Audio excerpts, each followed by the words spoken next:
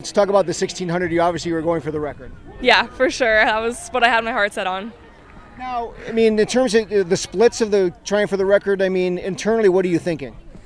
I think I had it pretty dialed in. My coach told me exactly what I was supposed to run for the first 100, 200, 400, 800. And so I knew as I was going through, I was looking down at my watch, checking to make sure that I had the splits right. And I never raced with my watch, so it was a little bit different, just knowing that, it was all under my control and I knew exactly where I was at what time. But I think it gave me a lot of confidence too, just knowing that I was on pace for the record that I wanted. How's that feel? Feels pretty great. I don't know if I can think of a better feeling, honestly. Let's go back to Thursday in the snow and everything else. There was quite an effort there too. Talk about running in the snow, and it's not an unusual thing for you, is it? To run in weather like that. I mean, definitely not. I don't think it's really unusual for anyone in Wyoming, and you just never really know what you're going to get at the state meet. I think none of us were really that shocked when we came here on Wednesday night, and it was snowing all day Thursday, most of the day Friday. But I was just really, really excited when I woke up this morning, pulled open the blinds of the hotel. I was like, today's the day. We're great. This is going to be awesome because the sun was out. Casper's usually pretty windy, but it wasn't too bad today. So I kind of had a feeling this morning that it was going to happen. Talk about the 4x8 relay. You were down by about 100 meters. Was there any panic or just want to do that one stride at a time in the last 800?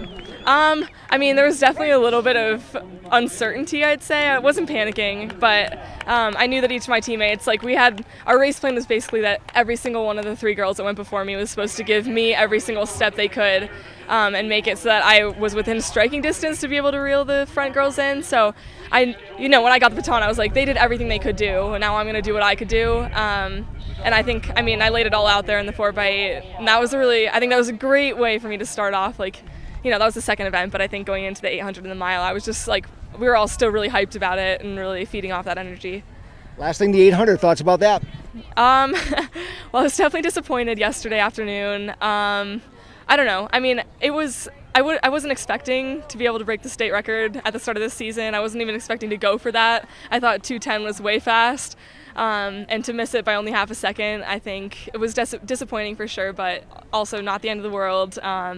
And I just knew, don't let it get to your head. You're still gonna be fine. You got tomorrow. And then, like I said, waking up this morning, just really excited about the mile record, the one that I've been dreaming about for more than a year. So.